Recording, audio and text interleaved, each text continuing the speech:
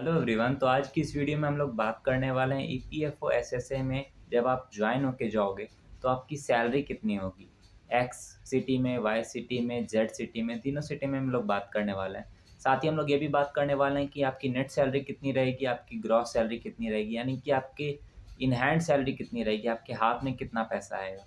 Okay, तो चलिए इस वीडियो में आगे बढ़ते हैं। आगे बढ़ने के पहले मैं आपसे जानना चाहता हूँ कि आपको क्या लगता है कि आपकी सैलरी कितनी होनी चाहिए जिससे कि आप एक प्रॉपर अच्छी लाइफ़स्टाइल जी सकते हो। अब देखिए, पर्सन टू पर्सन वैरी करता है, किसी के लिए 25,000 भी बहुत ज़्यादा है और किसी के लिए 1 लाख भी बहुत कम है। तो आप मुझे कमेंट में बताओ कि आपको कितनी सैलरी अच्छी लगती है, तो उस हिसाब से मैं आपको गाइड कर सकता हूँ कि आपके लिए कौन-सी जॉब बेस्ट रहेगी। तो चलिए, ये एक तरह से हम लोग एक-दूसरे को क्वेश्चन आंसर कर पाएँगे, ठीक है? तो कमेंट ज़रूर कीजिएगा। अब बात करते हैं कि ईपीएफओ में कितनी सैलरी होती है एक्स, वाई और ज़ेड सिटीज़ में, ओके? तो ईपीएफओ जैसे कि हम लोग जानते हैं कि 2800 गेट पे की जॉब है। इसमें जो आपकी एक्स सिटी में जो सैलरी होती है, जो ग्रॉस सैलरी होती है, वो 56,172 होती है, ठीक है? इसमें कुछ डिडक्शंस भी होते हैं, जो टोटल डिडक्शंस होते हैं वो 5,521 होते हैं, जिससे आपकी इन हैंड सैलरी जो होती है वो 50,651 हो जाती है। अगर आपको डिटेल में जानना है तो मैं आपको डिटेल में एक बार एक्सप्लेन कर देता हूँ, फिर वाई और जेड में इसको उतना एक्सप्लेन नहीं करेंगे, ओके? तो सबसे पहले बात करते हैं कि जैसा कि पे लेवल ये 2800 है, तो इसमें आपको 29,200 से स्टार्टिंग होता है बेसिक पे।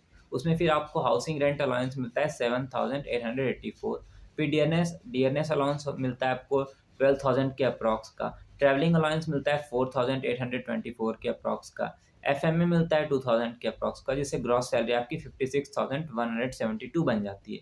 इसमें फिर आपका कुछ डिडक्शंस भी होते हैं, जैसे कि एनपीएस नेशनल पेंशन स्कीम में आपका कुछ पैसा कटता है 4,146, फिर अदर डिडक्शंस मिला करके जो आपका नेट डिडक्शंस बनता है वो 5,521 बनता है, जिसको कि अगर हम लोग सब्सट्रैक्ट कर लेते हैं तो जो हमारा ग्रॉस सैलरी बन के आता है वो 50,651 का बन के आता है। इसी तरीके से अगर हम लोग वाई सिटी की बात करें तो वाई सिटी में जो आपका ग्रॉस सैलरी बन के आता है वो 51,204 रुपीज़ है। ठीक है, इसमें कुछ डिडक्शंस होते हैं, जो टोटल डिडक्शंस होते हैं वो मैं आपको बता देता हूँ, बाकी आप डिटेल यहाँ पर देख पा रहे होंगे। तो जो डिडक्शंस होते हैं वो 4,186 रुपीज़ होते हैं, जिससे कि आपका जो नेट सैलरी या फिर इन हैंड सैलरी जो बन के आता है वो 47,018 के अप्रॉक्स बन के आता है।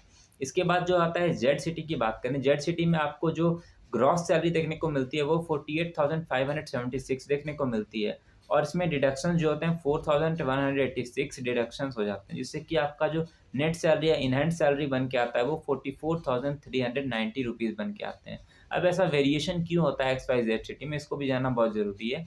एक्स सिटी में कुछ चुनिंदा जो है सिटीज़ हैं, वाई सिटी में मेजॉरिटी सिटीज़ लाई करती है, और जो बिल्कुल दूर-दराज गाँव के इलाके हैं उसको जेड सिटी में कंसीडर किया जाता है।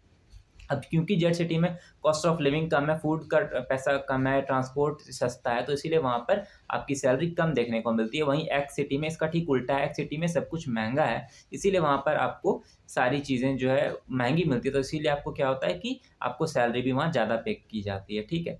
तो आई होप आपको ये चीज़ क्लियर हुआ हो कि एक्स, वाई, जेड सिटी में सैलरी का डिफ़रेंस क्यों है।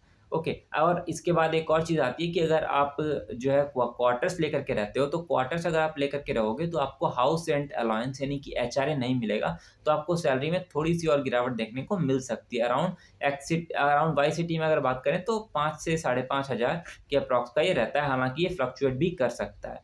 तो ये था इन्फॉर्मेशन ईपीएफओ सैलरी के अकॉर्डिंग।